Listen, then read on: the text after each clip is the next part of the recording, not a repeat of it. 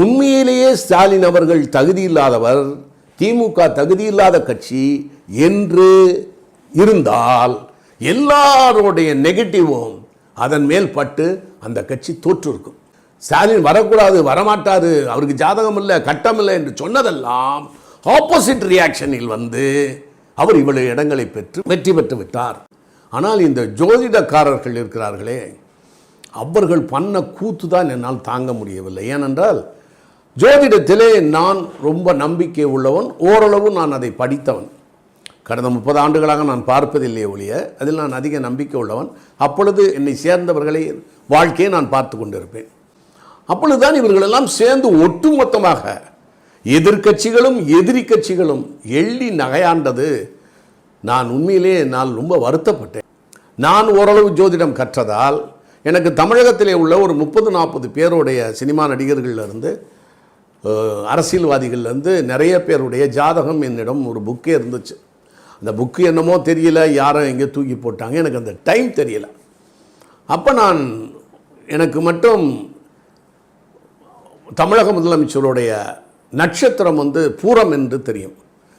எனக்கு தெரிந்த நண்பர், அந்த நண்பர் கோச்சிக்கக்கூடாது, அவர் ஒரு வாரத்துக்கு முன்னால் என்று சொல்கிறார். ரிசல்ட்டு 2ஆம் தேதி வருது, ஒரு வாரத்துக்கு முன்னால். இதெல்லாம் எதுக்கு சொல்கிறேன்னா, ஜோதிடர்கள் என்னென்ன பண்ணாங்கன்னு சொல்கிறேன்.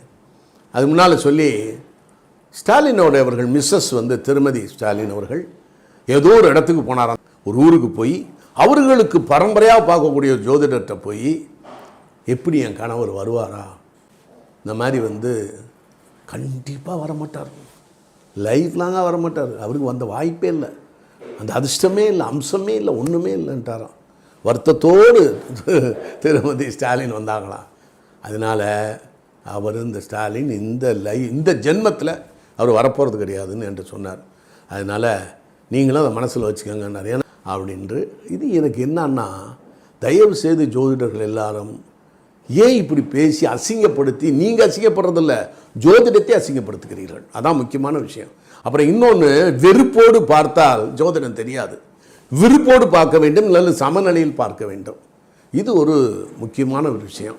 அப்புறம் இன்னொன்று சொல்கிறேன், மகாபாரதத்தில் துரியோதனன் சகாதேவன்ட்ட வந்து ஜோசியம் கேட்பான். அப்போ கிருஷ்ணனும் சொல்லுவார், தர்மரும் சொல்லுவார், ஏன்டா எதிரி வர்றான் அவனுக்கு போய் ஜோசியம் சொல்கிறியான்னு. இது என்னுடைய தர்மம், யார் வந்து என்னிடம் கேட்டாலும் நான் ஜோதிடத்தை சொல்லுவேன் அப்படி என்று சொல்லி அவர் அந்த சரியான நேரத்தை குறித்து கொடுத்து களபலியை செய்யறதுக்கு சொல்லுவார். அதுக்கப்புறம் கிருஷ்ணர் மாற்றினார், அமாவாசையெல்லாம் மாற்றினார், அதெல்லாம் உங்களுக்கு தெரியும், அது நான் சொல்ல தேவையில்லை. இது எதுக்கு சொல்கிறேன் என்றால், எல்லோருமே சகாதேவன் அளவிற்கு அறிவு இருக்க வேண்டும், இல்லை என்றால் சகாதேவன் மாதிரி நீதிமானாக இருக்க வேண்டும். இது நான் வந்து திமுகவுக்கு சப்போர்ட் பண்ணியோ ஸ்டாலின் அவர்கள் சப்போர்ட் பண்ணியோ சொல்லவில்லை. நான் ஜோதிட கலையில் ஆர்வம் உள்ளவன். நான் தயவு செய்து இனிமேல் இப்படியெல்லாம் சொல்லி ஜோதிட கலையை அசிங்கப்படுத்தாதீர்கள். என்கிட்ட கூட சில நண்பர்கள் சொன்னார்கள், இனிமேல் ஜோதிடத்தை பற்றி பேசாதீங்கன்னு.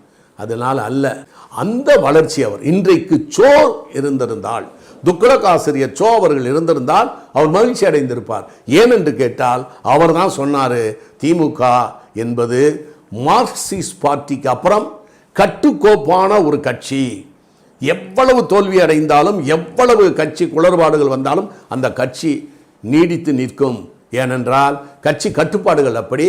அந்த கட்சியிலே கலைஞருக்கு அப்புறம் ஸ்டாலின் அவர்கள் தான் வருவதற்கான தகுதியும் திறமையும் அவர்தான் வர வேண்டும், அதற்கான எல்லாமே வரலாறு இருக்கிறது என்று சொல்லி துக்ளக்கிலே ஒரு தடவை எழுதினார், மேடையிலும் பேசினார். நன்றாக நினைவு இருக்கிறது எனக்கு. என் மனைவியின் மறைவிற்கு அந்த தெருமுனைக்கு வந்து, அந்த நாகரிகத்தை நான் அவரிடம் தெரிந்து கொண்டேன், ஸ்டாலினிடம். அந்த தெருமுனைக்கு வந்து காரை தெரியாத இடத்துல திரும்பும் போதே இந்த காரை நிப்பாட்டி விட்டு வந்து என் மனைவிக்கு மாலை செய்து மரியாதை செய்து விட்டு சென்றார் ஸ்டாலின் அவர்கள். அந்த நாகரிகத்தை நான் பாராட்டினேன். வீட்டுக்கு முன்னால் வந்து இறங்கலை, காரில் தெருமுனையிலே நிறுத்தி விட்டு வந்தார்.